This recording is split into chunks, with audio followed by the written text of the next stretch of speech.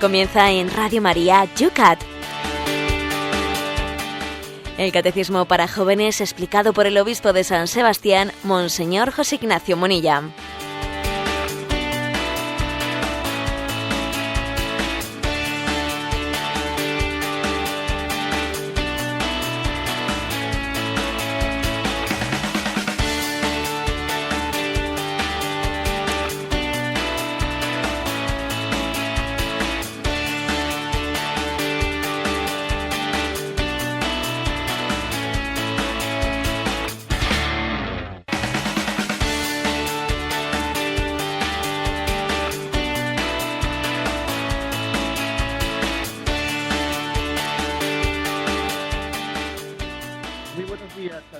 Amigos del Yucat, comenzamos un día más, hoy viernes, víspera de la Inmaculada, un programa más de esta serie que estamos realizando todos los días a las 8 de la mañana desde Radio María. Hoy un programa, hay que decirlo, especial porque lo vamos a hacer, vamos a ver si la técnica nos acompaña, vamos a hacerlo desde distintos lugares, pero sí nos ocupa una misma pastoral. Los ejercicios espirituales. Un servidor, el padre Esteban Munilla, se encuentra en Irún, en la casa de las Hijas de la Cruz, una casa preciosa de ejercicios que tienen justo al lado en Irún, en la ciudad fronteriza. Cuando aquí en Irún tenemos en esta mañana 11 grados. Por Madrid, quien van a hacer el enlace, tenemos a Cristina. Cristina, buenos días. ¿Qué temperatura tenemos por Madrid? Buenos días, padre Esteban. Aquí tenemos 4 graditos. Y conectamos con Azpeitia, con Loyola, que es la cuna, como saben todos, de San Ignacio de Loyola. Allí tenemos al obispo en este enlace entre distintas tandas de ejercicios que estamos realizando hoy este especial. José Ignacio, ¿la temperatura por Azpeitia? Pues yo creo que estamos hablando de una temperatura similar a la de San Sebastián. Y decir que este puente de la Inmaculada tradicionalmente pues es utilizado por muchos cristianos, por muchas asociaciones apostólicas para realizar en él ejercicios espirituales. Algunos dicen vamos a ir a esquiar, otros dicen vamos a hacer un viaje, unas mini vacaciones, pero algunos dicen no son unos días especiales para preparar la llegada del Señor en Navidad. Yo creo que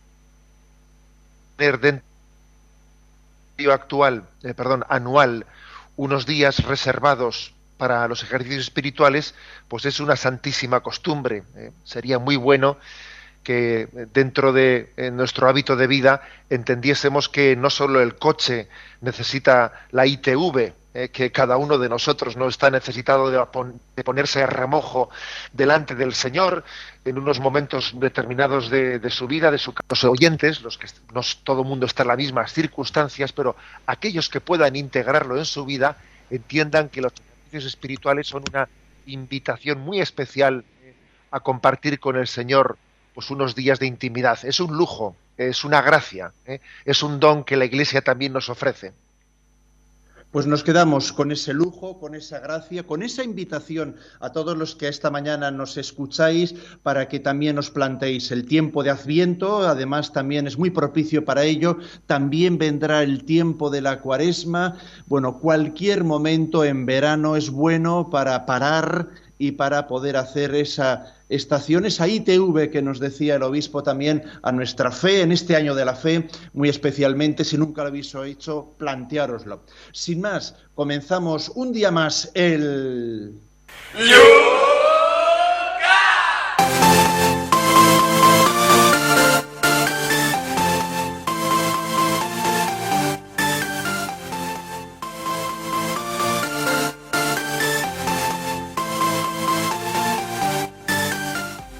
Y el programa lo comenzamos como lo hacemos todos los días, mirando al día de atrás. Ayer muchas personas bajaban ese programa del podcast de Radio María y ese programa lo utilizaban para su trabajo durante la jornada, cada uno cuando podía y como podía. Pero hicieron también, plantearon sus preguntas en las redes sociales y con ellos abrimos los primeros minutos de nuestro programa de cada día. En torno al número 94, en el 94 de ayer, la pregunta se planteaba, era así: ¿Sabía Jesús que iba a morir cuando entró en Jerusalén? Y desde Getafe, Mari Carmen nos hacía la siguiente pregunta en Facebook. Hay una cosa que no entiendo, que no termino de entender, o que me parece una contradicción. En los evangelios leemos la expresión nadie sabe el día ni la hora, ni los ángeles, ni el Hijo, sino solo el Padre. Y por otra parte leemos todavía no ha llegado mi hora, ya está cerca mi hora, dice el Señor en otros pasajes. ¿En qué quedamos? ¿Que sabía o que no sabía Jesús? Vamos a ver, se trata de temas distintos, en temas distintos. Es verdad que el Evangelio de San Juan, algunos le han llamado el Evangelio de la hora, porque dice, todavía no ha llegado mi hora, se acerca mi hora, esta es mi hora, y se refiere a la cruz, a la hora de entregar su vida. Jesús era consciente de que había venido al mundo para esta hora, para este momento. Por lo tanto, Jesús sí sabía la hora, sí sabía a qué venía. No le, permitidme la expresión, no le pilló de improviso. Había sido enviado por el Padre para entregar su vida. Pero el otro texto al que se refería Mari Carmen de Getafe, que nadie sabe, al momento de la pasión y de la cruz, sino se refiere a la parusía. Nadie sabe ni el día ni la hora en la que llegará el fin del mundo.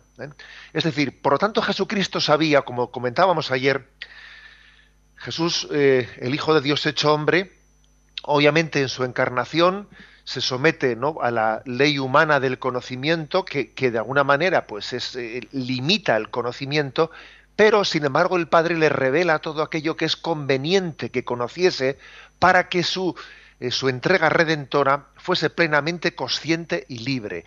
Y por eso, claro, convenía que él obviamente supiese, no fuese consciente de la muerte, de que iba a entregar su vida por nuestra salvación. Sin embargo, por ejemplo, el hecho de cuándo iba a ser el momento del final del mundo, eso no estaba ligado, no era necesario que él conociese como hombre, que como hombre lo conociese para vivir plenamente en intensidad, en libertad y consciencia su entrega redentora. Por lo tanto, Jesús sí era plenamente consciente de cuándo, de la llegada de la hora de la... Vamos a plantear la siguiente pregunta, el número 95. Estábamos en torno a este tema. ¿Por qué eligió Jesús la fecha de la fiesta judía en la Pascua para su muerte y resurrección? Y desde Alicante, Toñi nos dice también en Facebook, en la celebración judía de la Pascua se come el Cordero Pascual. ¿Es de ahí de donde ha nacido esa expresión Cordero de Dios que quitas el pecado del mundo que utilizamos en la misa? Nos pregunta Toñi desde Alicante. Bueno, no estrictamente. La expresión de este es el Cordero de Dios que quita el pecado del mundo la utilizó Juan Bautista cuando señaló en el río Jordán a Jesús que llegaba. Pero es cierto que la expresión el Cordero Pascual está tomada en buena parte de esa cena judía, de esa fiesta judía. Ellos habían sacrificado un cordero y la sangre de ese cordero era la que les iba a liberar, ¿no?, de aquella última plaga en la que el ángel exterminador... Por lo tanto, es la sangre de un animal inocente, porque el cordero se caracteriza por su inocencia. Es la sangre de un inocente la que nos va a salvar, ¿no?, de la muerte eterna. De ahí está tomado obviamente también, ¿no?, ese sentido de Cristo es el cordero inocente, cuya sangre nos redime de nuestros pecados. Manuel, de Barcelona, nos plantea otra pregunta en torno a este mismo tema. Me llama la atención el hecho de que los judíos celebrasen la cena pascual con los atuendos propios de quien estaba a punto de emprender un camino. Incluso se les pide que tengan el bastón en la mano. ¿Tiene esto alguna correlación en la cena pascual de los cristianos? Bueno, pues nosotros no es que signifiquemos, ¿no?, de esa manera de que vamos de camino, pongámonos la ropa y el calzado y el bastón como quien va a salir de camino inmediatamente, pero sí que tenemos que vivir la Eucaristía, la cena pascual, con la conciencia de que vamos de camino, de que la Eucaristía es el alimento para el viático. Viático es el camino hacia la vida eterna. Por el camino nos alimentamos, y la Eucaristía es un alimento para el camino, y el destino es el que es la vida eterna. Y por lo tanto, cada vez que celebramos la Eucaristía, los cristianos estamos como recordando: ayer esclavos en Egipto, y mañana libres en Jerusalén.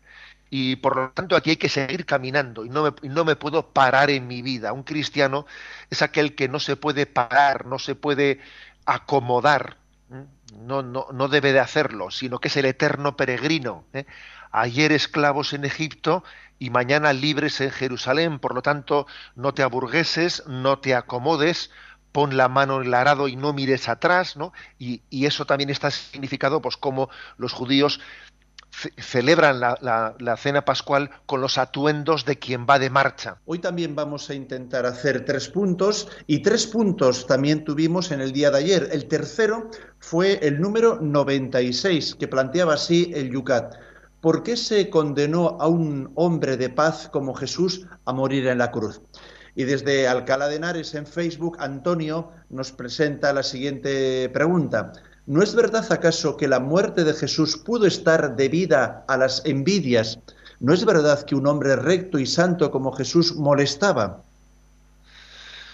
Bueno, pues la verdad es que yo creo que hay muchas razones para entender que sí. De hecho, esta pregunta de Antonio de Alcalá de Henares me ha recordado un pasaje del libro de la Sabiduría, en el capítulo 2, en el que hay como una profecía de ese Mesías que incomodaba, ¿no? Y entonces, en el libro de la Sabiduría, capítulo 2, versículo 12 y siguiente, dice: acechemos al justo, que nos resulta incómodo, se opone a nuestras acciones, nos echa en cara las faltas contra la ley, nos reprende las faltas contra la educación que nos dieron, declara que conoce a Dios y dice que Él es el Hijo del Señor.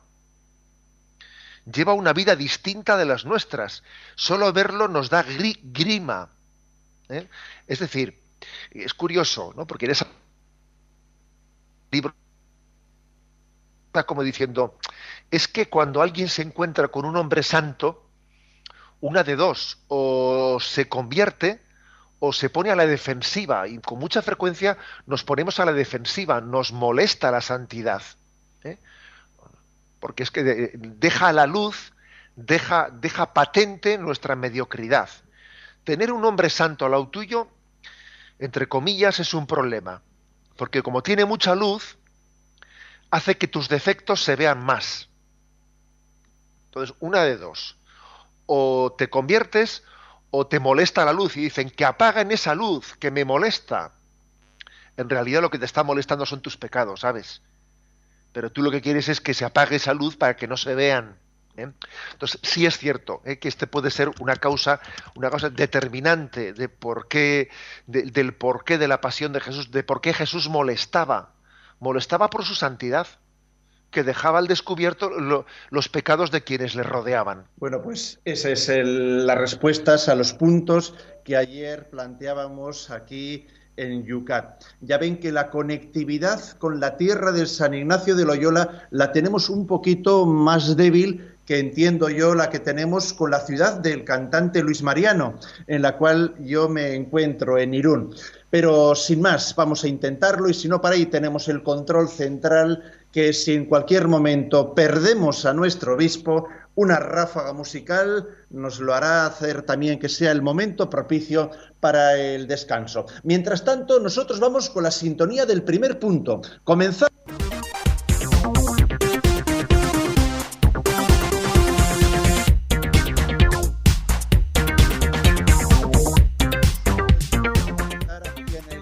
Es el punto número 97.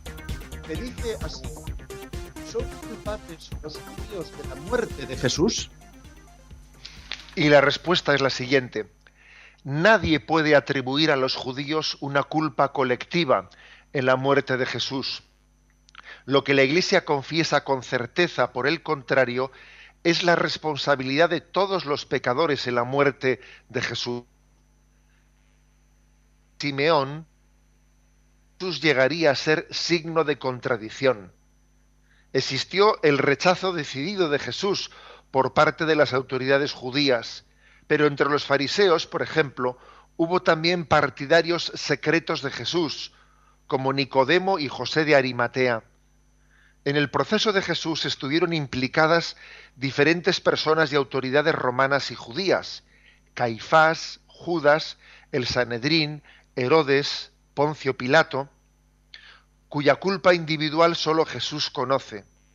La tesis de que todos los judíos de entonces o los que viven actualmente sean culpables de la muerte de Jesús es absurda y no se sostiene según la Biblia.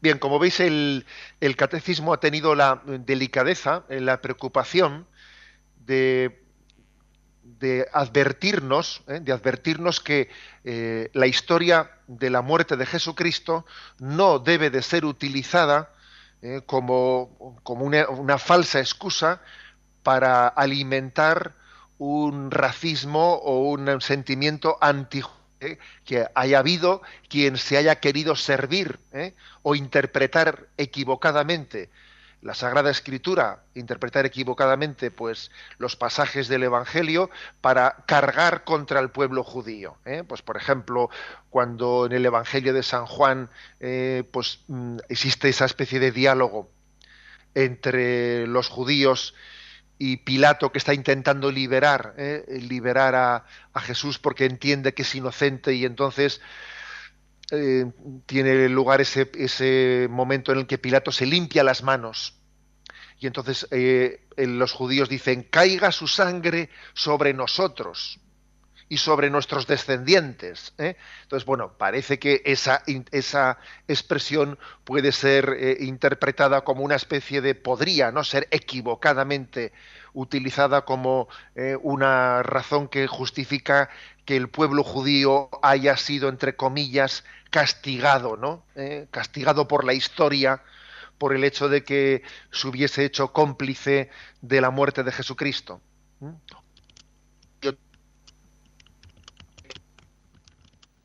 Pilato: los que te han entregado a ti tienen más culpa que tú. Y entonces, bueno, pues entonces parecería, se podía manipular estas palabras de Jesús diciendo que él está echando la culpa al pueblo judío. Pero bueno, hay una cosa que está muy clara, y es que ha habido toda por parte de Jesucristo, ha habido una evolución de esa concepción veterotestamentaria que venía a decir, que suponía que los pecados de los padres se traspasaban a los hijos, y de los hijos a los nietos, y de los nietos a los bisnietos, ¿no? Llega un momento en el que en el propio Antiguo Testamento se dice: a ver, cada uno será juzgado por sus propias obras, no cargarán los hijos con los pecados de los padres, etcétera. Con lo cual sería ridículo hablar de una culpa hereditaria. La culpa histórica de la muerte de Jesucristo, pues la tiene personalmente cada uno de los que allí. Además de la culpa histórica, está de alguna manera la razón más importante, ¿no? Que no es únicamente la causa histórica, sino la que está por encima de la historia, la teológica, ¿no? Y es que son nuestros propios pecados, ¿no?, los que han entregado a Jesucristo. Son mis pecados los que... O sea, Jesús sabía que entregaba su vida, más allá de que si Pilato, de que si los judíos, de que si Herodes, por encima de esas circunstancias, Jesús estaba entregando voluntariamente su vida. Él dijo que nadie me quita la vida, soy yo el que la entrego voluntariamente. Y por eso hay que decir que son mis propios pecados los que han llevado a Jesús a la muerte. Empezar aquí y decir, a ver, tanto por ciento de culpa de un pueblo judío, tanto por ciento de culpa de un pueblo romano, es no entender las cosas, es no entenderlas, es quedarse en la periferia. En la película de La Pasión de Mel Gibson, que tantas veces solemos comentar, allí el director Mel Gibson quiso hacer un gesto, ¿no? El mano de Jesús va a ser clavada en el madero de la cruz.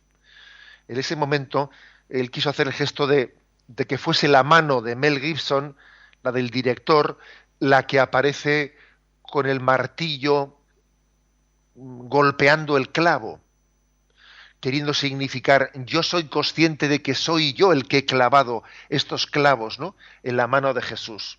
Soy yo consciente de eso, ¿eh? Por lo tanto, hay que quitar, ¿no?, hay que arrancar esas interpretaciones, podríamos decir, a medio camino entre lo politizado, y también entre lo que podía ser una concepción meramente mejor dicho, una concepción racista, racista de lo que es la pasión de Jesucristo, donde poco importan las razas y poco importa la adscripción de los pueblos, sino que importa la actitud de cada uno de nosotros. La prueba es que judíos eran también los apóstoles, judío era Jesús, judía era la Virgen María, y fueron algunos fariseos fieles que, como Nicodemo, como José de Arimatea, sirvieron a Jesucristo. Hay, por lo tanto, en este punto del catecismo, una llamada a superar cualquier concepción de enfrentamiento absurdo. Que, por cierto, aunque no sea este el tema del punto del catecismo, esto también trae a colación. Es decir, tenemos que hacer un esfuerzo en doble sentido. Nosotros, un esfuerzo de no hacer ninguna interpretación de que la culpa de la muerte de Jesús la tiene el pueblo judío, hay que purificarse de eso, y también en el mundo judío pues tienen que purificarse, yo iba a decir el mundo judío, o en la cultura secularizada en general, ¿no?, de determinadas leyendas negras que se han difundido, como el tema de que, por ejemplo, ha habido pues algunas obras teatrales y algunas películas que han querido presentar a los cristianos como culpables del holocausto judío en la Alemania nazi, que es también otra gran falsedad, ¿no? Y llevaron a cabo el holocausto, mire usted, lo hizo la ideología nazi, que de cristiana tenía absolutamente nada, absolutamente nada, y que además fue una ideología que se enfrentó con la Iglesia de una manera total y decidida. Y en el holocausto nazi, aunque la mayoría de los que murieron fueron judíos, pues hubo muchísimos también cristianos mártires entre ellos. Muchísimos, miles, ¿no? Miles de sacerdotes, de religiosos y de laicos que fueron martirizados por la coherencia de su cristianismo. Pero también aquí ha existido, o sea, siempre existe, ¿no?, el riesgo de simplificar y caricaturizar las cosas. El pueblo judío mató a Jesús, ¿no? Los cristianos hicieron el holocausto. Es curioso, ¿no?, que tenemos una tendencia muy fuerte siempre a evadirnos de la responsabilidad moral de cada uno, de nuestra conciencia, y a pretender simplificarlo todo. Lo cierto es que la figura de Pío XII, más allá de las leyendas negras, quienes han podido la historia de Pío XII, que tuvo una participación activa, heroica, podríamos decir, ¿no?, pues en la salvación de decenas de miles de judíos del holocausto nazi, hasta el punto de que al final de la Segunda Guerra Mundial pues fue llamado el Papa de los Judíos, el Papa de los Judíos, y así el rabino mayor de Roma, pues que era Zoli, llegó a hacerse cristiano y se bautizó con el nombre de Eugenio, Eugenio, en honor de el Papa Pío XII, que había salvado a tantísimos judíos, ¿no?, del holocausto. Y el que entonces era el rabino mayor de Nueva York, pues hizo la afirmación de que no había habido nadie que hubiese hecho tanto, quiso demostrar la gratitud del pueblo judío por alguien que había hecho tanto en su favor.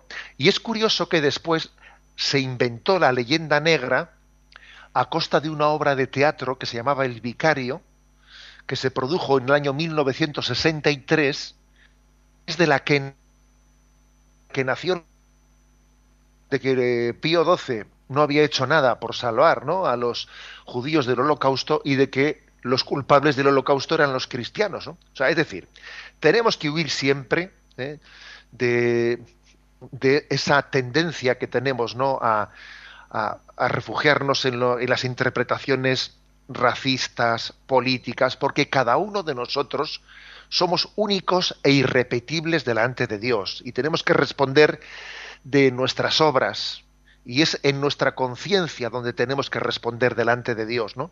Y no porque formemos parte de un pueblo o de una raza, ¿no?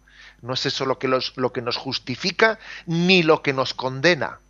Ni nos justifica ni nos condena formar parte de un pueblo o de una raza, ¿no?, sino la fidelidad en nuestra conciencia, a la llamada de Dios que nos hace a cada uno. Vale, como un ejemplo, recordamos para los que se han incorporado tarde a este programa especial, hoy en Conexión, lo notarán también en algunos pequeños cortes que estamos teniendo en la comunicación con la Casa de Ejercicios Espirituales de Loyola, en Azpeitia, en la casa natal de San Ignacio de Loyola. Un servidor está en otra tanda de ejercicios espirituales con jóvenes en Irún, en la cual estamos en las comidas escuchando la vida de Santa Benedicta, de Edith Stein, precisamente otra judía conversa, después murió como carmelita descalza, mártir también en Auschwitz. Pero vamos para adelante con el siguiente tema, José Ignacio, porque queríamos hoy tratar 3 temas y este es el siguiente tema.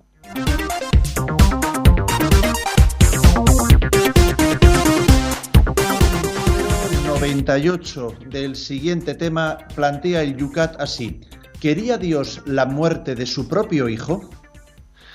Y la respuesta es la siguiente: no se llegó a la muerte violenta de Jesús por desgraciadas circunstancias externas. Jesús fue entregado conforme al plan que Dios tenía establecido y previsto. Para que nosotros, hijos del pecado y de la muerte, tengamos vida, el Padre del cielo, a quien no conocía el pecado, lo hizo pecado en favor nuestro. La grandeza del sacrificio que Dios Padre pidió a su Hijo corresponde sin la grandeza de la entrega. ¿Y qué diré? Un texto de San Juan. ¿Y qué diré? Padre, líbrame de esta hora, pero si para esto he venido, para esta hora. Por ambas partes se trata de un amor que se demostró hasta el extremo en la cruz. Para librarnos de la muerte, Dios se lanzó a una misión arriesgada. Introdujo en nuestro mundo de muerte una medicina de inmortalidad, su Hijo Jesucristo. El Padre y el Hijo eran aliados inseparables en esta misión, dispuestos y deseosos de asumir sobre sí lo máximo por amor al hombre. Dios quería llevar a cabo un intercambio para salvarnos para siempre. Quería darnos su vida eterna para que gocemos de su alegría. Y quería sufrir nuestra muerte, nuestra desesperación, nuestro abandono, para estar en comunión con nosotros en todo, para amarnos hasta el final y más allá. La muerte de Cristo es la voluntad del Padre, pero no su última palabra. Desde que Cristo murió por nosotros, podemos cambiar nuestra muerte por vida. Bueno, hasta aquí este texto de que Dios la muerte. Y claro, yo soy consciente, todos somos conscientes de que nuestra sensibilidad actual nos chirría eso de que el Padre entregó a su Hijo a la muerte. Chirría, siempre ha resultado muy duro ese pasaje de Abraham dispuesto a sacrificar a su hijo Isaac. Hoy en día hemos crecido en esa especie de sensibilidad, ¿no?, paterno-filial, y entonces eso nos chirría. Pero claro, precisamente si Dios ha querido realizar la redención a través de un signo tan fuerte, tan contundente, como que es que el Padre entrega a su Hijo a la cruz por nuestra salvación, ojo, y no lo olvidemos lo segundo, el Hijo libremente, voluntariamente, entrega su vida al Padre, entregándose a la cruz por la salvación de nuestros pecados. Si Dios ha querido elegir un signo tan fuerte, es precisamente para que caigamos en cuenta de que el drama del pecado, el drama en el que nos ha introducido el pecado, es un drama terrible. Se compromete la eterna salvación del hombre. A veces nosotros, uno de los problemas que tenemos es que le quitamos la importancia al pecado. Muy típico, eso del pecado es un poco una obsesión, una exageración, no es para tanto, tenemos pequeños fallos, pequeñas faltas, lo importante es la buena intención, no pasa nada. Bueno, mire usted, si eso fuese así, si el pecado no fuese nada dramático, sino si fuese, entonces la redención sería inexplicable. La redención de Cristo en la cruz, voluntariamente entregado a ella por nuestra salvación, sería absurda, desproporcionada. Hay que decir, por lo tanto, que Cristo ha querido revelarnos la gravedad del pecado al rescatarnos de esta forma tan fuerte. Es que de lo contrario nosotros ni nos enteramos. Uno está enfermo y no se entera de que está enfermo. Igual se entera de que está enfermo cuando le dicen, oye, que tienes que recibir quimioterapia. ¿Me explico? Y si te van a dar quimioterapia es que tienes cáncer, de la enfermedad que padecemos cuando, no igual por los síntomas, porque es que los síntomas a veces se esconden y la enfermedad se avanza sin que los síntomas sean muy perceptibles. Y es... Me parece que hemos perdido la conexión con Azpeitia, con Loyola, donde tenemos a nuestro obispo. Cristina, ¿es así? Sí, así es. Hemos recuperado ya la conexión, la vamos a hacer para asegurarla más vía telefónica con Azpeitia Loyola, donde tenemos a nuestro obispo impartiéndose esos ejercicios espirituales en esta conexión que estamos haciendo ya 3 bandas. José Ignacio, retomamos esa explicación de la pregunta. Bien, disculpas por la interrupción. No me queda muy claro dónde me he quedado, porque luego yo he seguido hablando, pero vamos a ver, ¿no? Yo creo que básicamente concluyo lo que estábamos explicando. La pregunta era si quería Dios la muerte de su propio hijo, y hay que decir que Dios quiere la salvación del género humano, y que esa salvación pues es tan preciosa que ha costado el precio de la sangre de Jesucristo. Solamente de esta manera nos damos cuenta de lo grande que es lo que se nos ofrece, cuando somos conscientes del precio que ha tenido. Hay una frase en un libro de Juan Pablo II, uno de los libros entrevista que se realizaron, una frase que él dice: si Jesucristo no hubiese muerto en la cruz, el amor de Dios hacia el mundo estaría por demostrar. Pero verdaderamente la prueba inequívoca de que Dios nos ha amado, que debe de disipar cualquier duda, esa sospecha que tenemos, Dios me quiere, a Dios le importamos, a Dios no le importamos, esa duda debe de quedar definitivamente, ¿no?, desechada, pues por el gesto, por el signo de la cruz, es el signo del Dios que se crucifica por nosotros, que es capaz de compartir nuestro sufrimiento. Es verdad que el Hijo del Hombre ha querido no venir a quitarnos los sufrimientos, o ni siquiera a explicarlos, sino ha venido a llenarnos con su presencia, a decir, no estás solo, yo sufro contigo, yo camino contigo. Por lo tanto, en la cruz de Cristo encontramos una declaración, un compromiso de que Dios no nos deja solos, de que le importamos y de que camina junto a nosotros. Esta es la explicación de este punto: quería Dios la muerte de su propio Hijo. Bueno, pues vamos nosotros ahora a abrir nuestras redes sociales para que puedan participar también nuestros oyentes.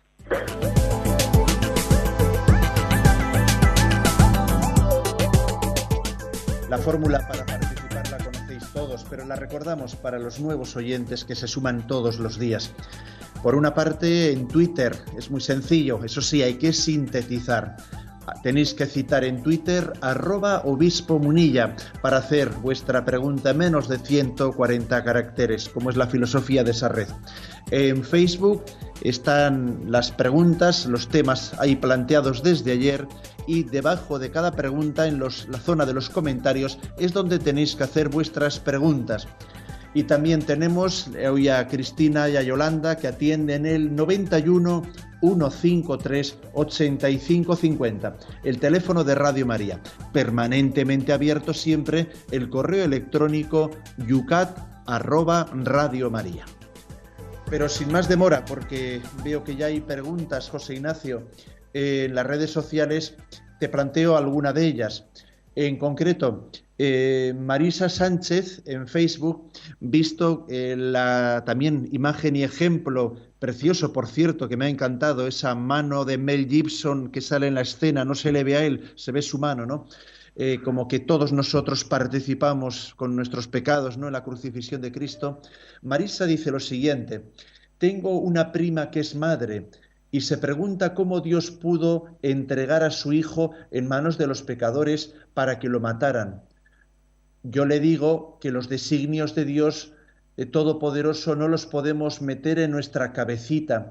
Y me gusta el símbolo que se muestra en la película de La Pasión de Mel Gibson, cuando la gota, expresado en esa gota de agua que cae del cielo en el momento de la muerte de Jesús, como una lágrima acompañada de un gran terremoto. Sin duda una película tomada por la mano de Dios, aunque tenga algunas defecciones o variaciones fuera de los hechos. Sí, yo la verdad es que precisamente cuando he hecho esa explicación de que era consciente de que la sensibilidad nuestra, ¿no?, es una sensibilidad en la que incluso hay que decir que a los niños, así como ha habido pues otras generaciones en la que, digamos, los niños no han tenido el protagonismo que tienen en este momento. En este momento los niños son el centro de la casa, ¿eh? Casi incluso tienen el riesgo de ser los reyezuelos, ¿eh? Vamos a ver, más que el rey, los reyezuelos, ¿no? Bien, pero claro que en esa sensibilidad en la que cuidamos tanto a los niños, pues obviamente esa imagen de que el padre entrega a su hijo a la muerte, claro, choca en nosotros, ¿no? Vamos a ver, para empezar, hay que recordar que no solo es el padre el que entrega al hijo, es que es el hijo el que le dice al padre: Padre, envíame, yo iré a rescatar a mis hermanos, ¿eh? O sea, la imagen de el padre entregando al hijo al margen de la voluntad del hijo es una imagen equivocada, ¿eh? Es el hijo el que le pide también al padre: envíame y volveré. No volveré hasta que no haya encontrado a la oveja perdida, la haya cargado sobre mis hombros y volvamos a la comunión del hogar, en la familia, ¿no?, en la familia de la Santísima Trinidad.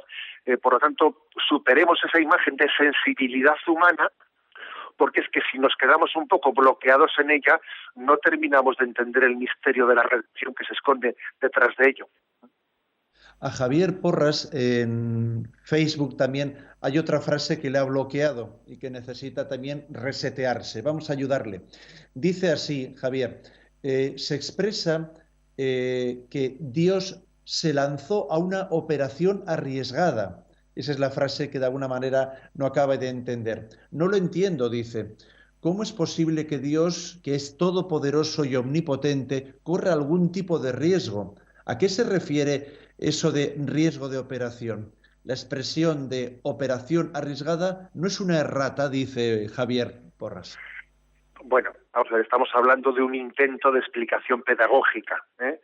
Os voy a decir una cosa, que los que tenéis el Yucat en mano, veréis que hay que distinguir lo que es letra negrilla de letra menuda. Lo que es letra negrilla está tomado literalmente del Catecismo Mayor de la Iglesia Católica, y lo que es letra menuda son intentos pedagógicos de explicación, ¿eh?, que ya no forman parte del magisterio de la Iglesia, sino ya son, digamos, imágenes que, bueno, pues que podrán ser podrán ser bien o peor entendidas. Una de ellas es la que dice aquí el oyente, eso de que el Yucat en letra menuda, no en letra negrilla, dice: Dios se lanzó a una misión arriesgada, ¿eh? introdujo en nuestro mundo de muerte una medicina de la inmortalidad. Vamos a ver, yo creo que se puede entender bien eso de misión arriesgada. Yo a veces he explicado, y claro, y es un ejemplo que lo coja quien le sirva y que lo deje a un lado quien no lo vea, ¿no? Que le ayude. He utilizado la imagen para explicar la redención de ese caballo de Troya.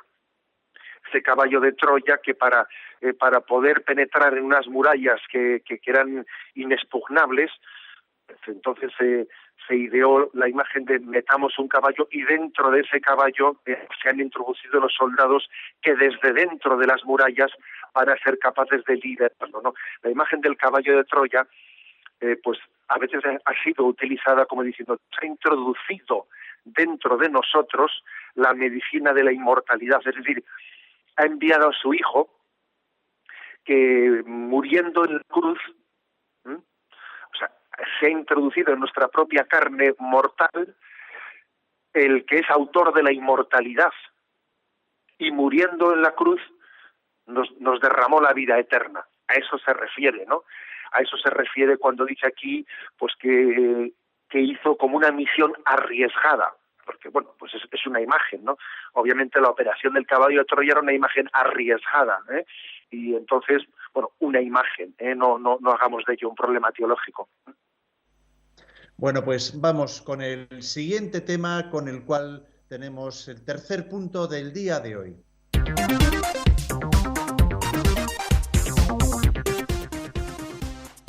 El punto número 99, punto número 99 para cerrar el programa de hoy.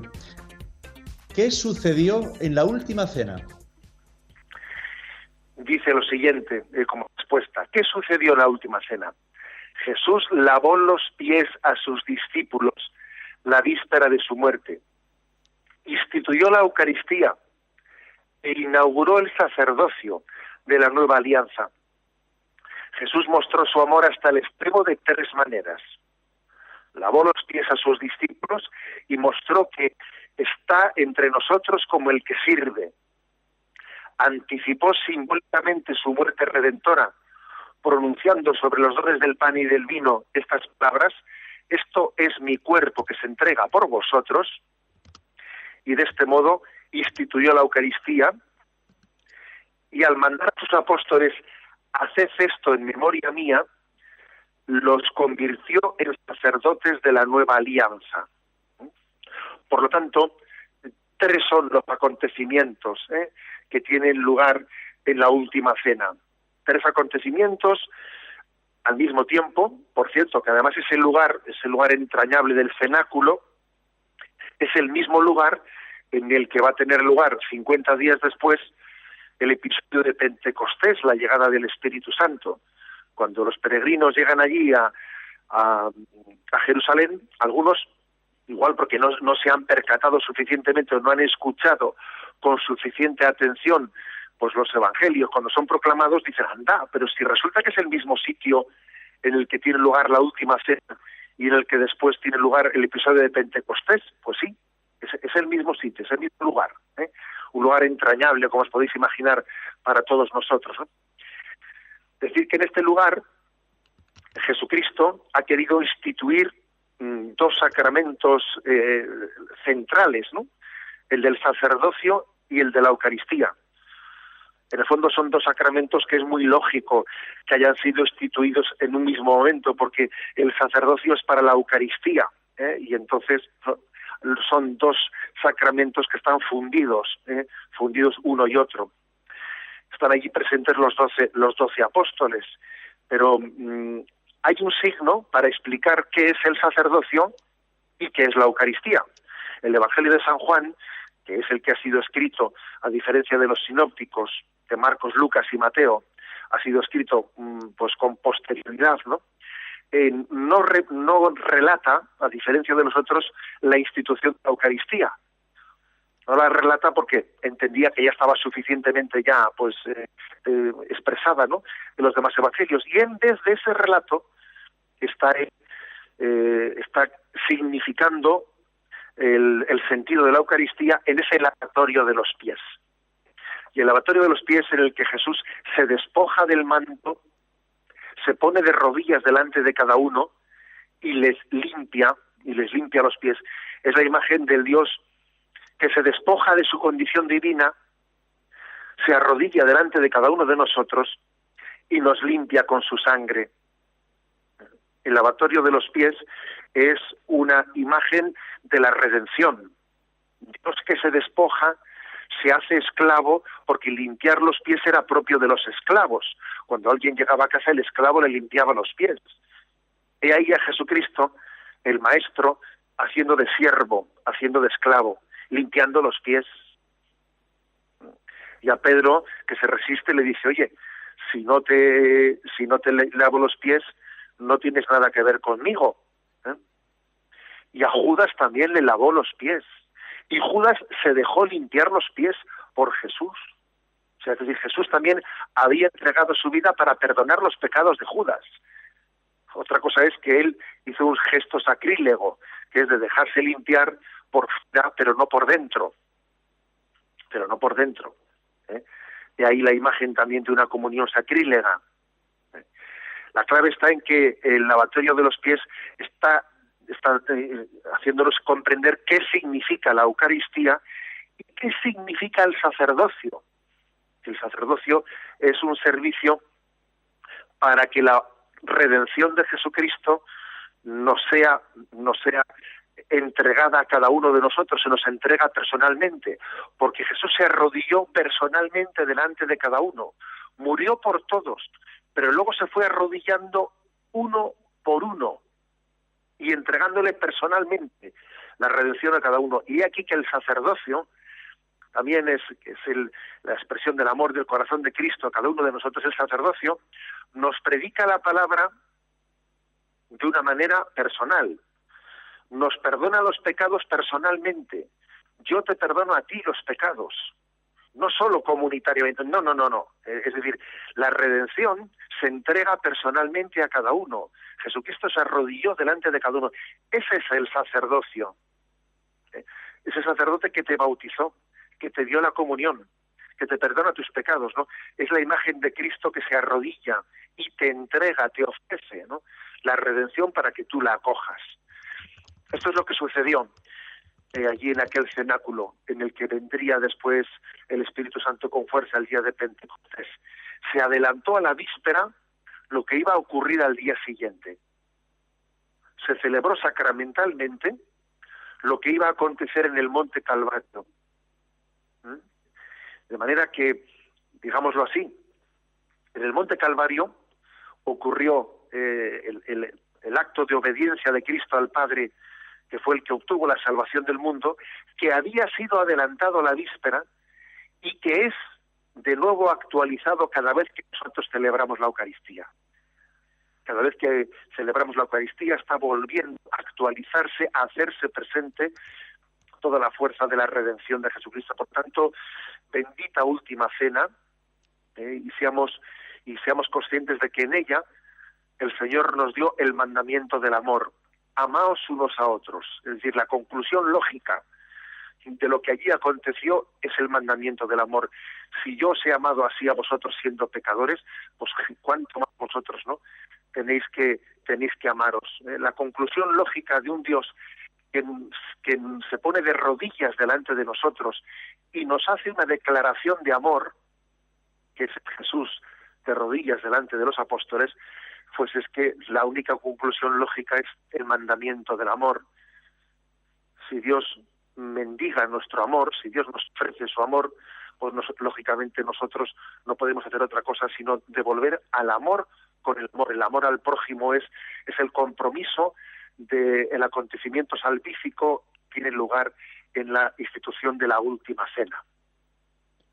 Vamos nosotros a estos últimos minutos, después de esta explicación del tercer punto del día de hoy. Son las 8:54.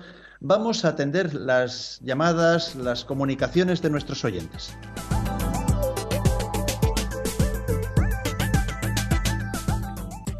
Vamos a ver, José Ignacio, si somos capaces de sintetizar y de contestar Tiene Cristina 2 preguntas de 2 llamadas telefónicas que se han hecho al 91 153 85 50. A ver si somos capaces de dedicar 2 minutos a cada pregunta. A ver, monseñor, nos ha llamado Carmen de La Coruña y dice que ha leído en la Biblia, en la Carta de Santiago, que quien es amigo del mundo es enemigo de Dios. ¿Es eso cierto? Y la otra pregunta nos la han hecho desde Ávila, Fuensanta. Dice que en los Evangelios se dice que más le valiera al que me va a entregar no haber nacido. ¿Cómo se puede decir eso? Porque sin ese personaje no habría redención. A ver, yo creo que no hay que interpretar esta última expresión, sino como la gravedad de ese pecado, la gravedad del pecado de haber entregado al inocente, al hijo de Dios. Por lo tanto, no se trata de un determinismo. Si él no hubiese estado, entonces se hubiese quedado sin cumplirse. Olvidémonos de esas concepciones deterministas. Es una expresión que subraya la gravedad de entregar al Hijo de Dios, pero nosotros apliquémosla personalmente, porque también nosotros con nuestro pecado entregamos al Hijo de Dios. Con esto estamos de alguna manera diciendo que Judas fue condenado y que la Iglesia proclama la condenación de Judas. La Iglesia jamás ha querido decir tal cosa. O sea, no, como dije ayer, la Iglesia no está para condenar, sino está para proclamarnos la invitación de entrar en el reino de los cielos. Perdón que no recuerdo la primera pregunta, ¿cuál era? A ver, Yolanda, que le repitas la pregunta primera. Sí, la otra pregunta era, ¿qué se puede decir de quién es amigo del mundo es enemigo de Dios? ¿Es eso cierto? Sí, perdón, es que soy un poco despistado. Vamos a ver, pues, decir que en la Sagrada Escritura el término mundo tiene distintas acepciones, y una de las acepciones del término mundo es mundo en cuanto contrario a Jesucristo. Vosotros no sois de este mundo, no debéis de ser de este mundo, es decir, mundo en cuanto a un espíritu contrario a Jesucristo. Por eso, obviamente, en este sentido, pues Jesucristo lo eligió, según el Evangelio de San Juan, sobre todo, nos eligió y nos liberó de este mundo, entendido la palabra mundo como tendencia al pecado contraria a Jesucristo. Bueno, pues dejamos en el tintero muchas preguntas, pero ya saben que el lunes, en el programa de lunes, comenzaremos recogiéndolas. José Ignacio, antes de terminar, el punto para el lunes, los puntos para el lunes, punto número 100. Eso es, aquí vamos ya adelantando, parece que no, pero a lo tonto vamos para adelante. El punto 100 para el lunes: ¿tuvo Jesús miedo ante la muerte en el huerto de los olivos la noche antes de morir? ¿Tuvo miedo? Y el 101: ¿por qué tuvo Jesús que redimirnos precisamente en la cruz? Estos 2 puntos, el 100 y el 101. Y terminamos recibiendo la bendición para todos los oyentes que hoy hemos animado especialmente a que hagan ejercicios espirituales. La bendición de Dios Todopoderoso, Padre, Hijo y Espíritu Santo. Alabado sea Jesucristo.